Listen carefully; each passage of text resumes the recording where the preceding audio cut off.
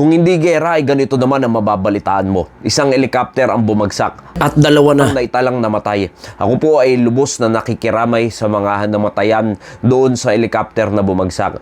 At alam nyo mga kaibigan, mga kapatid, yan talaga yung realidad ng buhay. Sino ang nag-aakala na yung sinasakyan nila na helicopter na yan ay babagsak? Marahil marami sa kanila sa mga nakasakay dyan ay marami ang pangarap. Marami ang plano sa buhay, marami pa ang gustong gawin habang sila ay nakasakay dyan, habang nagmumuni-muni sa himpapawid at tinitignan ng kapaligiran, ay marami ang nabubuong pangarap.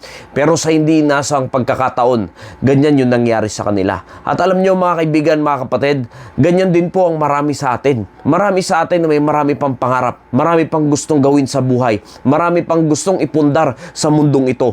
Pero ang hindi natitiyak ng tao, kailan ba dadating ang kanilang takdang araw? Tulad na lamang sa nangyaring ito na hindi sa inaasahang pagkakataon ay dumating sa kanila ang kanilang takdang araw. At isa sa mga taong nariyan ay tumatawag sa ating Panginoon. At alam niyo po ba, marami sa mga tao ay nagagawang tumawag sa Panginoon sa oras na sila ay nasa sakuna, nasa oras ng problema, nasa oras ng kabigatan, nasa oras ng hindi na nila kaya ang buhay. Pero nawa ang taong ito na tumatawag sa pangalan ng Panginoon ay totoong mananampalataya ng ating Panginoong Jesucristo at hindi lang siya tumatawag dahil siya ay nasa panganib at kapahamakan, kundi tinatawag niya ang Panginoon dahil meron siyang pananampalataya sa ating Panginoong Jesucristo. At ito ang dapat maunawaan ng marami, na hindi lang tayo dapat tumatawag sa pangalan ng Panginoon sa oras ng ating mga problema, sa oras ng ating kabigatan, kundi sa lahat ng panahon ay dapat meron tayong pagkakilala sa ating Panginoon. At hindi lang basta kilala natin ang Panginoon, dapat po bawat isa sa atin ay merong relasyon sa ating Panginoong Jesucristo,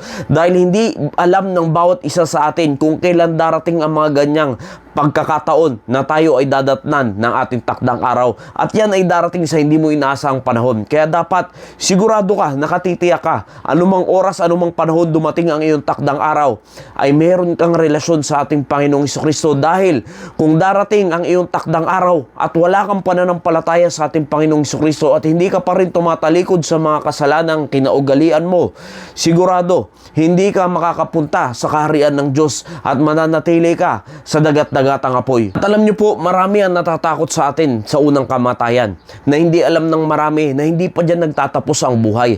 Sinabi ng ating Panginoong Jesucristo, hindi dapat nating katakutan yung kaya lang pumatay ng katawan, kundi dapat mas tignan natin yung kayang pumuksa ng katawan at kaluluwa. Dahil ang first death, mga kaibigan, mga kapatid, ay darating at darating talaga sa atin yan. Yung paghiwalay ng ating katawan sa ating kaluluwa. Pero alam nyo ba, ang pwede nating maiwasan ay yung second death. Yung first death ay hindi na natin kayang iwasan yan, maliban ay masama tayo sa rapture.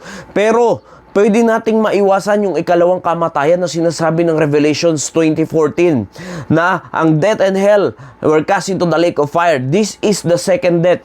Meron pong tinatawag na ikalawang kamatayan na dapat yan yung mas paghandaan natin. Marami sa atin naghahanda sa St. Peter, maraming kumukuha ng mga plan or mga insurance, pero dapat na mas paghandaan natin yung pagkatapos sa buhay na ito kung saan pupunta ang ating mga kaluluwa. Dahil lang nakakalungkot, naghanda ka nga ng lahat para sa iyo dito sa lupa, pero hindi mo naman napaghandaan kung saan pupunta ang iyong kaluluwa pagkatapos mo dito sa mundong ito.